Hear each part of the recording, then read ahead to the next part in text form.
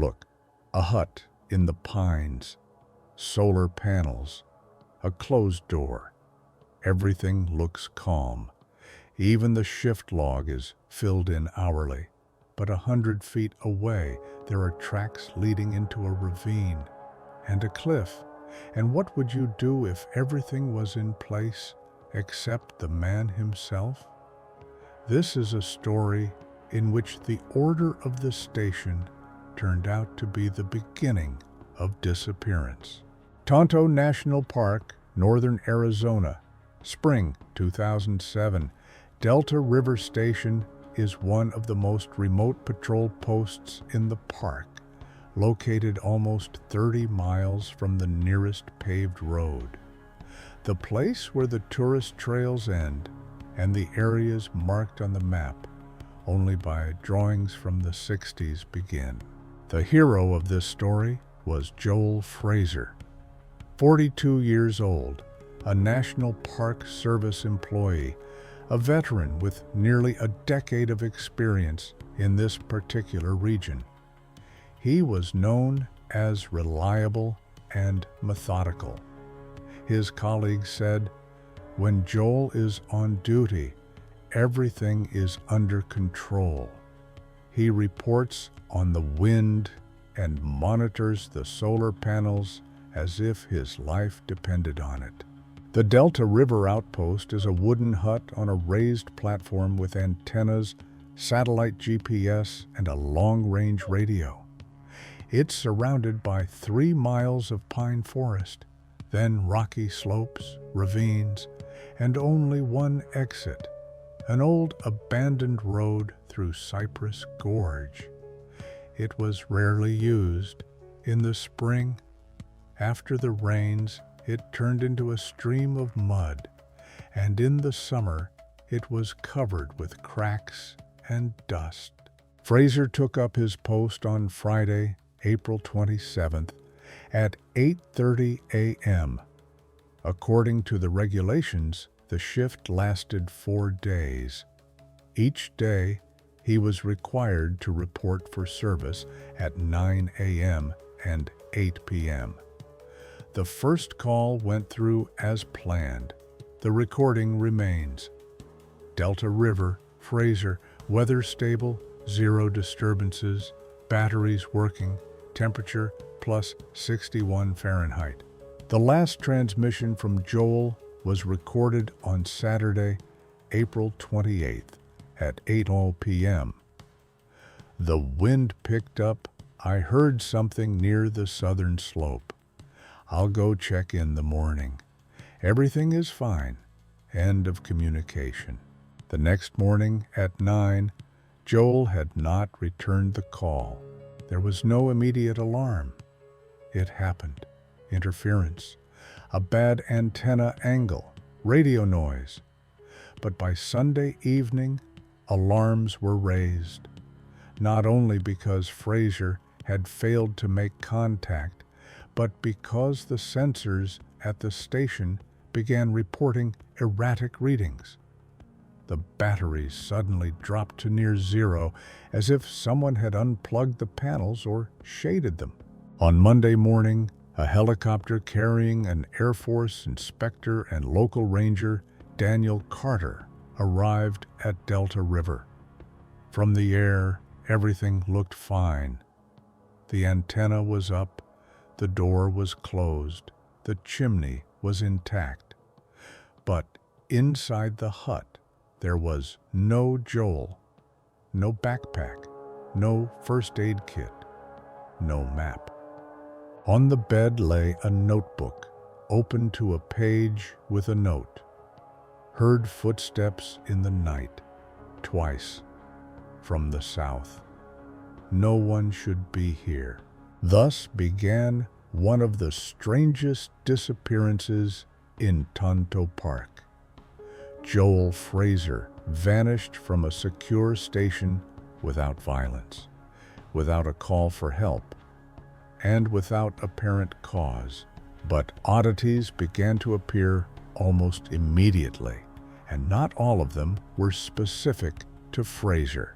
When a person goes missing in Tonto Park, The first thing they do is look at the statistics. On average, 6 or 7 cases a year, almost all of them tourists who have lost their way. Their phones have died.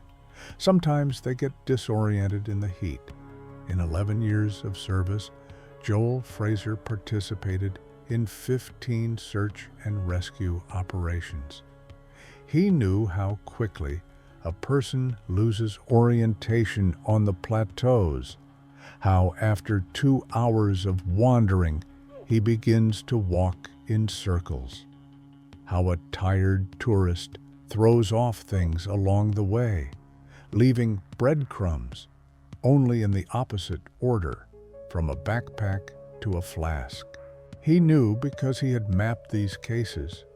He had a cabinet full of files at his home in Flagstaff, neatly numbered cases, each with its route traced on tracing paper. He could explain almost all of the disappearances, except for 2.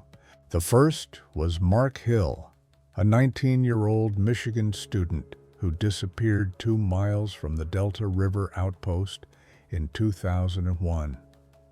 Joel was on duty that year. They found Hill's boot in a ravine, but never his body. The second was a woman named Karen DeSoto, 36, who disappeared while hiking alone on the Gray Ridge Trail, 5 miles from the same outpost. Her phone's map had died at a point with no logical exit. Frazer had personally participated in both searches. He repeatedly pointed out in his reports, the section between the southern slope and the bed of the old stream is behaviorally anomalous. That's how he formulated it. According to him, people there lost the logic of movement. One tourist, found alive 3 days later, insisted that he was going north, although he had been moving southeast all the time. His GPS receiver, by the way, stopped recording the route after 4 hours. Frazer's colleagues considered him overly meticulous, but it was he who, after the DeSoto incident, insisted on installing an additional camera on the southern trail and regularly checked the time against the control mark. The last signal from this camera was received a day before his disappearance. And this was the first oddity. The camera's motion sensor picked up a silhouette at 23:08 on Friday, the night before Frazer first went off the air. The temperature was below 50 Fahrenheit. The humidity was high. The area was poorly lit. The frame showed a figure about 30 feet from the lens. The silhouette was unidentified, but the important thing was that if it was Joel, he left the station just 2 hours after arriving, at night, without reporting. If not, someone else was out there in the dark, near the base itself.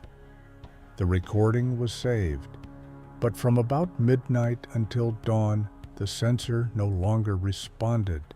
The camera did not overload. The power did not turn off. It simply did not record movement.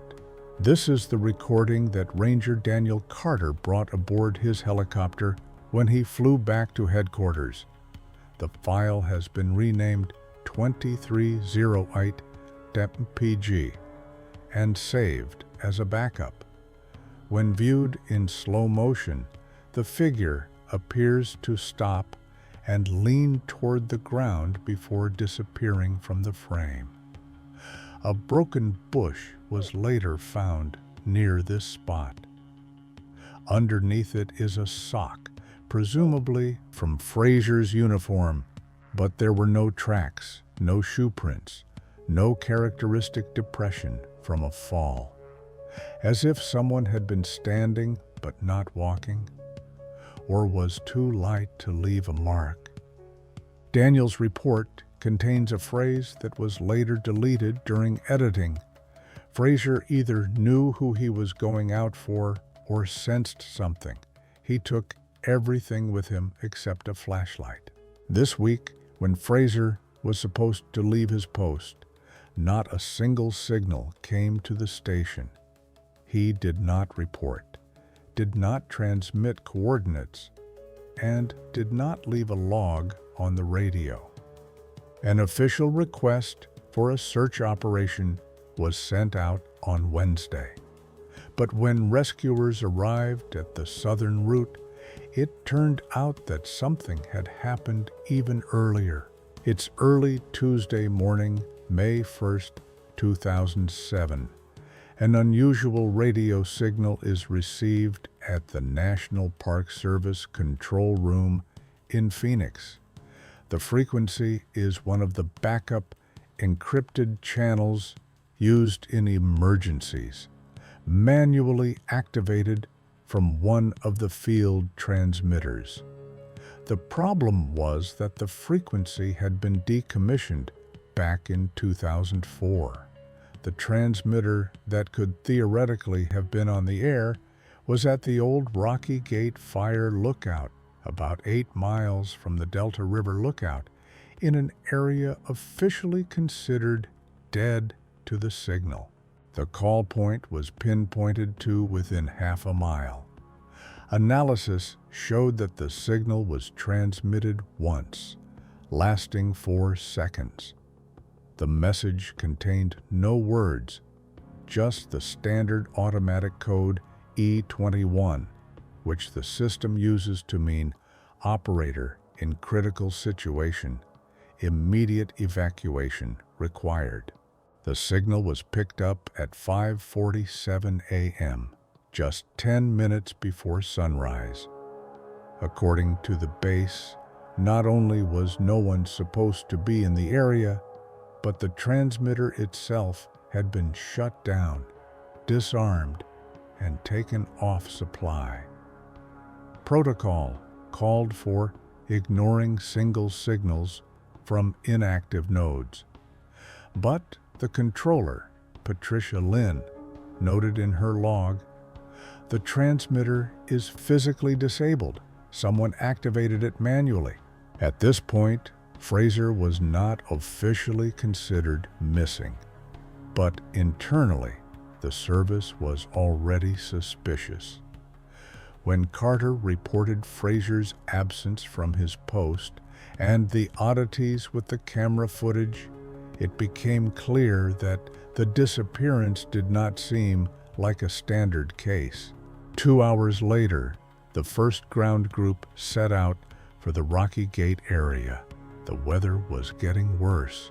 Humidity had risen to 80%, and flood streams were making the journey difficult. As they approached the ruins of the observation post, the rescuers discovered an old dirt path along which someone had recently walked. There were partial boot prints on the dusty surface. Tracking led them to the site where the radio mast had once been. At the transmitter site, they found a plastic casing, opened and carefully closed again. Inside, there were traces of recent contact. Dust had been cleaned from the panel. There were fingerprints on the casing. The lab would later establish that the fingerprints belonged to Joel Frazer. Judging by the position of his palm, he was holding the side of the device as if he was getting up from his knees, but something even stranger was found nearby. Beneath the transmitter housing, in a wooden box secured to the remains of the foundation, lay a scrap of a topographic map. 2 areas had been circled with a marker, the southern slope and the so-called dead zone, about half a mile to the southwest. A place where there are no... At the bottom of the card is a handwritten inscription, probably made with a pencil. The handwriting is uncertain, like that of someone writing while hanging or in a hurry. If you find me, don't go beyond the line. This is not a path. There was no signature, but judging by the look of the paper, it had been torn from somewhere. The tier was uneven, with water and rust marks along the edge. At the time this map was discovered, the search had not yet officially begun. Only after Carter's report and the signal from Rock Gate was received was a Level 3 emergency declared, a helicopter group activated, and external search teams brought in. But they didn't know that on that very night, Monday into Tuesday, a tourist, a man named Bradley Montrose, who had accidentally camped out on the trail 12 miles to the south, had recorded something strange on his camera. He only noticed it a few days later when he was reviewing the video. The shot shows a faint light source flashing in the distance against the morning fog. A single dot moving slowly down the slope, stopping abruptly. Bradley thought it was another hiker, but the GPS log confirmed that there was no one else in the area. By Thursday morning, more than 30 people had arrived in the area between the Delta River Station and the ruins of the Rock Gate. Rescuers, investigators, and dog handlers. The search area was divided into sectors, but special attention was paid to two areas. The southern slope, where the camera recorded movement, and the hollow with the transmitter, from where the alarm signal was sent. 3 hours into the patrol, one of the dog handlers, a federal officer named Ray Lowry, recorded on his tape recorder, "The dog leads clearly. He enters the trail. Then he turns sharply to the left, where no trail map shows. The trail the dog pointed to ran along a ravine, but after 100 yards, it seemed to disappear. Instead, there was a patch of loose moss, dotted with old fire pits. At first glance, the place hadn't been used in decades.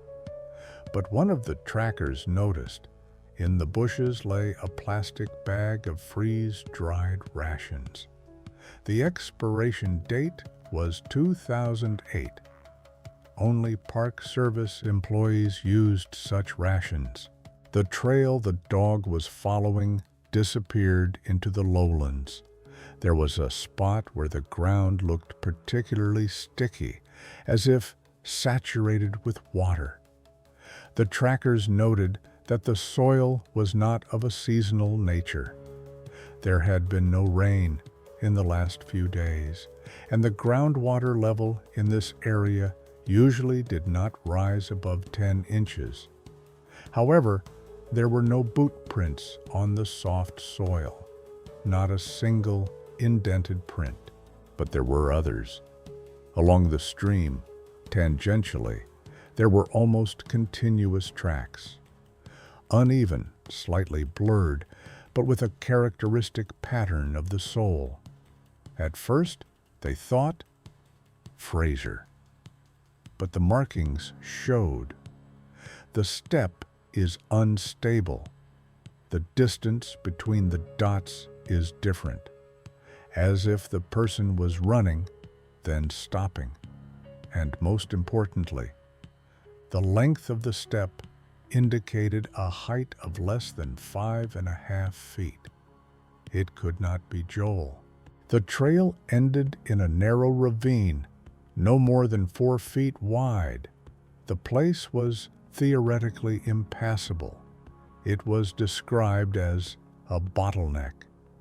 On one side was a cliff, on the other a sheer wall. But from the broken bushes and torn bark, it was clear that someone had crawled through. 40 minutes later, the team found what was later entered into the main protocol under the code P47, personal item with identifying markings. It was a radio protective case. It had the initials JF embossed into the leather insert. The case was empty, but the important thing was that it wasn't hanging on the ground. It was found hanging from a tree branch about 7 feet up, as if someone had hung it on purpose or had walked past and gotten caught. Carter then gave the order to expand the search area beyond the route map. Internally, this decision caused tension. Such an area was considered uncontrolled for standard operations. But there were no alternatives, and then the first system failure occurred. At 9:30 in the morning, one of the search groups tried to get in touch. Without success. The radios began to lose signal within a 2-mile radius of the bottleneck. At first, they thought it was overload, but the problem worsened. GPS navigators began to show inaccurate coordinates, lagging behind by 10 to 20 minutes, as if they were writing the route with a delay. Orientation became impossible. The senior signalman issued a formulation that was later included in the final report. Local anomaly in transmission and reception. Signal is refracted or distorted. Electromagnetic interference is possible. At this stage, it was decided to suspend further advance beyond the ridge until Friday morning. A helicopter group was to assess the terrain and conduct aerial photography. But that same night, one of the rescuers, a former soldier named Thomas Mitchell, returned to camp in a state of great agitation. He claimed to have heard a voice on his radio, a man's, distorted, as if through a broken transmitter. "Daniel, answer! Don't go south." The voice repeated itself twice. The first time at 11:20, the second time 3 minutes later. After that, the air went silent. The problem was that Daniel Carter was not in the communications sector that night. His radio was turned off. No one could contact him directly, much less tell him exactly where he was going the next day. Friday morning began with a flyby survey of the southern slope and the gorge where the Bottle Trail led. The helicopter with the operator of the National Geodetic Service took off at 6:40. The flyby lasted no more than 20 minutes. Already on the first circle, something was noticed that had not been recorded on any of the previous maps. On the slope, 100 feet below the ridge, lay an object, casting a shadow in the direction of the western slope. The coordinates were transmitted to the rescue team. The group moved to the point of discovery. There, among the brush and scattered rocks, lay an overturned backpack. The model corresponded to the standard equipment of Rangers, ALPS Commander, Army green with unloading belts. On the inside of the valve, a tag, Frazer, Joel, issued 2005 Drashirsh Unit, Delta River. The backpack was open, the contents partially scattered, a map, 2 packed dry rations, a first aid kit without bandages, 1 plastic flask with half evaporated water. But most importantly, there was a notebook in the side compartment. Not official, but personal. The pages are duplicated with thin tracing paper written by hand. The last notes are made in pencil. The nature of the handwriting shows that it was written in the air, unevenly. Some lines are repeated. I listen at night. Someone is walking, not an animal. It's hard. If anyone finds it, let them not follow the river. It is not the way. I see the light, but it is not above the forest line. No one should be here. I heard my name on frequency 209. The last entry is dated 29/44/07, 04.51, almost 2 days before the signal from Rocky Gate. There were no more entries. The maps found in the backpack were of particular interest. On the main topographic map of the area south of the Delta River outpost was circled in bold marker. Several lines were drawn by hand where there was no official trail.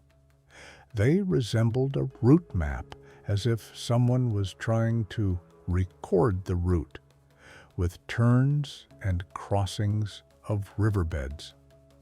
Each point was marked with time, as in observation logs. The last one, Warosfalfev 23. Sound, stop, second signal, does not respond to light. The words unresponsive to light will be discussed later in the reports. It is unclear what exactly Frazer meant. Was it related to an animal, a person, an object? But one thing is known. At that moment, he was still alive and observing. Important point. The hand-drawn route matched the GPS track recorded on the faulty navigator found in the same backpack. The device turned on, but did not show the current location. However, the track with the route of the last 2 days was red. And there was another discrepancy. According to the coordinates, Joel crossed Glen Creek Gorge at 2 a.m., but according to satellite data, there was a rescue team there at that moment. They didn't record any sound, movement, or tracks. It was as if Joel was walking parallel but out of perception. Physically, it is impossible, but the track was clear.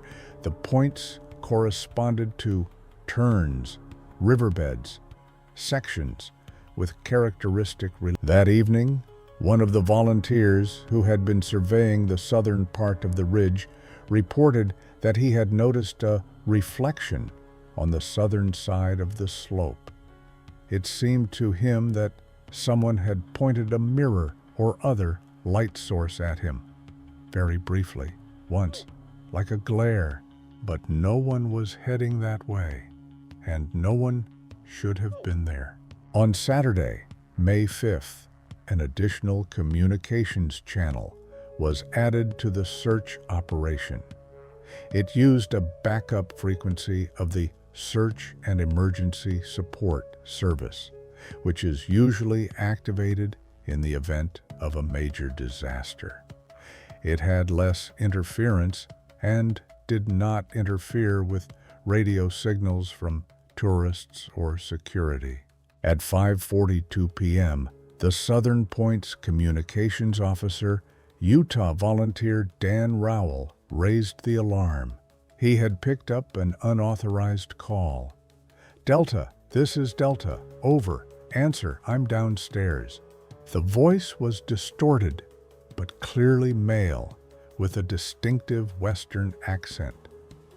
Judging by the strength of the signal, the source was within a mile or two.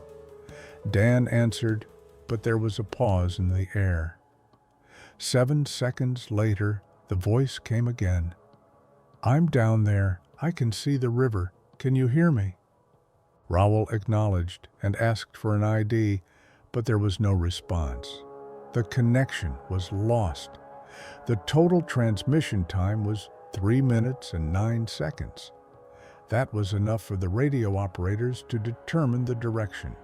southwest, the area between the old Cortez River and the Black Ridge Fault, a place where trails had long been blocked by landslides and where neither foot nor air routes went. 2 people were immediately sent there with a portable scanner and a GPS beacon, but contact with them was lost 10 minutes after they started moving. The radio was silent. According to protocol, they were supposed to return. 40 minutes later, they came back, lost and disoriented. One of them, Thomas Sykes, later said, "I had the feeling that we were going up, but the slope of the ground said otherwise. When I turned on the GPS, it showed that I was standing still, but I was walking.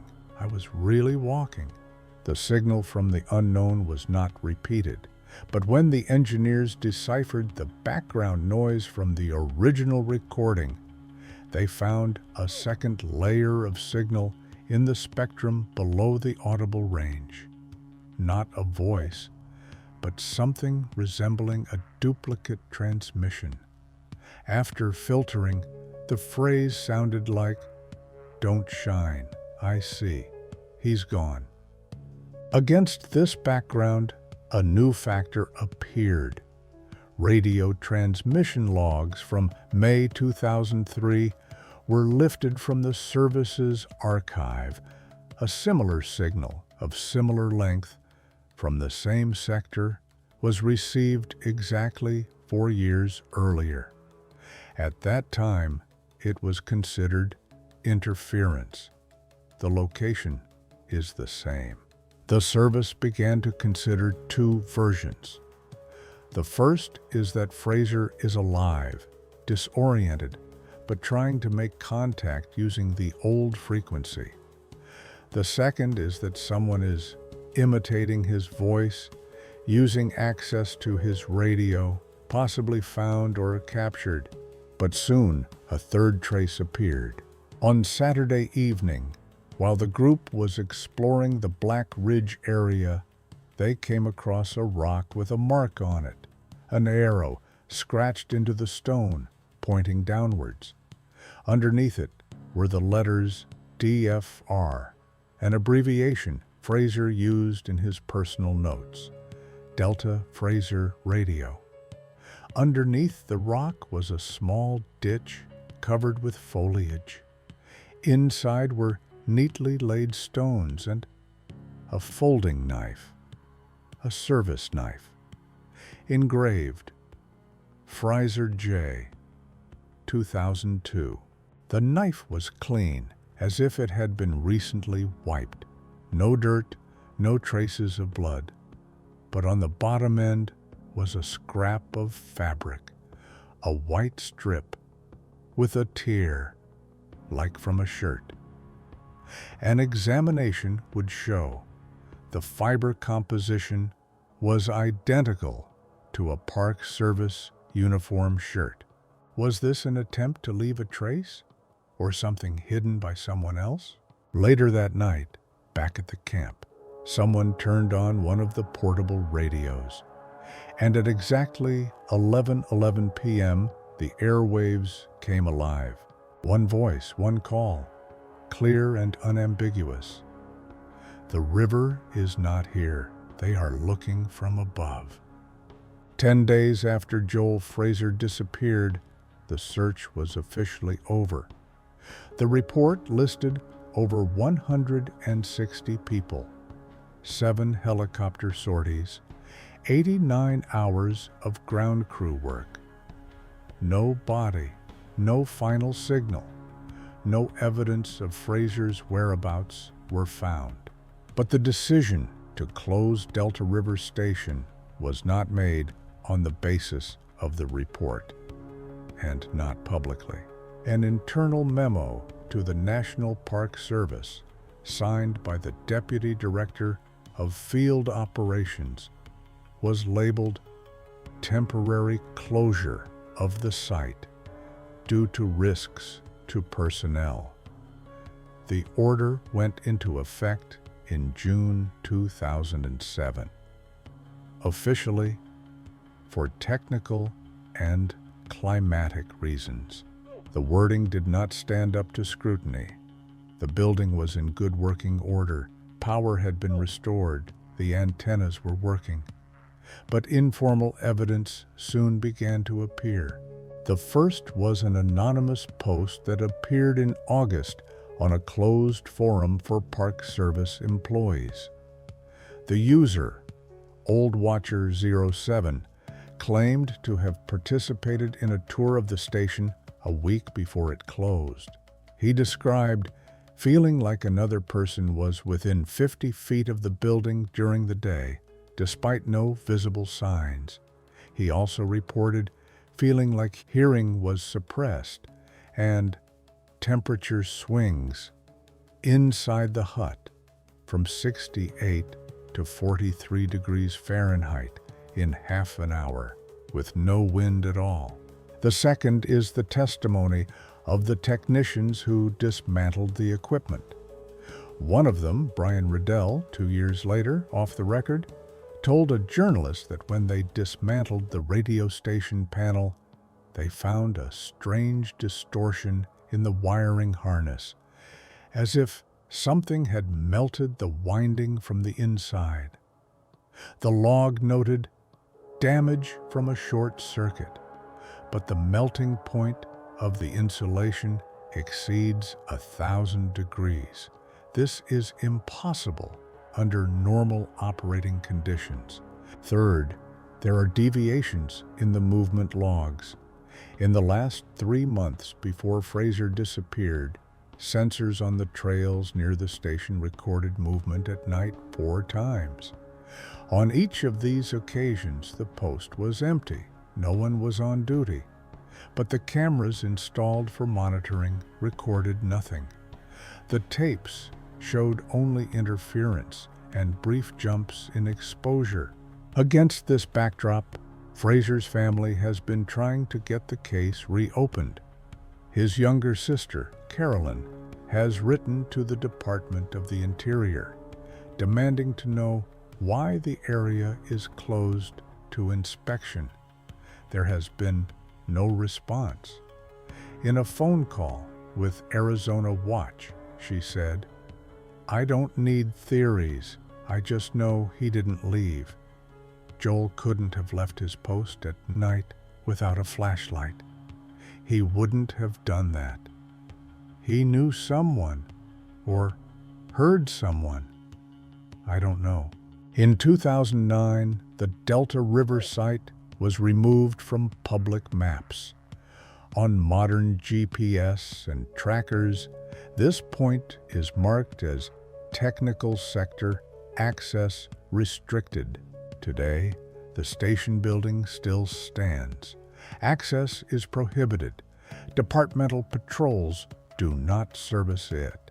According to unofficial data, twice, in 2010 and 2014, lone tourists were spotted in the vicinity, claiming to have seen light from the mountain path, despite the lack of windows and electricity at the site. There were no more signals coming from that area, but the archive still contains one final transmission, recorded from an automatic station 60 miles to the south, 7 months after Frazer disappeared. It contains a short phrase conveyed in a distorted voice. "Don't turn it off. They can only hear in the dark.